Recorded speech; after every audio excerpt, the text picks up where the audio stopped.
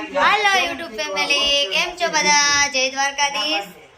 તો આજે આપણે તેલ ટોપરાનું બનાવવાનું છે. જો આને તો તમે ઓળખતા જ હશો. આ છે ભાંગરો, પછી આ છે મીઠો લીમડો, અને આ છે આંબળા, જેને આપણે ખમણી નાખ્યા છે. તો આપણે પકડ્યું મૂકી દઈએ. અને આ છે કોકોનટ ઓઇલ, જે પેકિંગમાં મળી જાય તમને.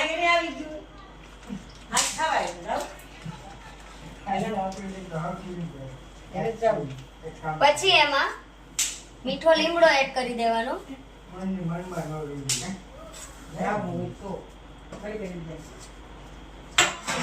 અને જે આમળાનું ખમણ છે તે એડ કરી દેવાનું.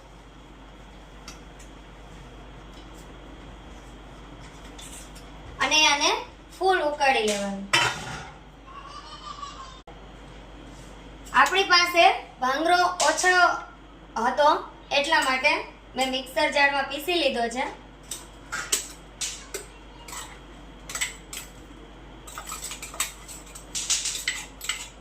તમે આખો પણ નાખી શકો. આ બધાને મિક્સ કરી અને ફૂલ ઉકાળી લેવાનું. હવે આપણે આને ઠરી જાય એટલે કોટનનું કપડું હોય એમાં ગાળી લેવાનું. તો આપણું તેલ તૈયાર છે. જોકે હું તો આ તેલનો જ ઉપયોગ કરું છું. જોઈ લ્યો મિત્રો, આનો કલર એકદમ ચેન્જ થઈ જશે, યલો કલર ઉપર આવી જશે. એકદમ પ્યોર અને દેશી તેલ. તો કોમેન્ટ જરૂરથી કરજો. મને વ્લોગ બહુ ફાવતા તો નથી, પણ હવે ચાલુ કર્યા છે.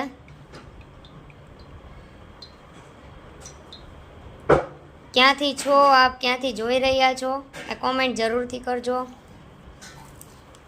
જય દ્વારકાધીશ. મને ઘણા લોકો કોમેન્ટ કરે છે કે તમારા વાળ બહુ લાંબા અને સરસ છે.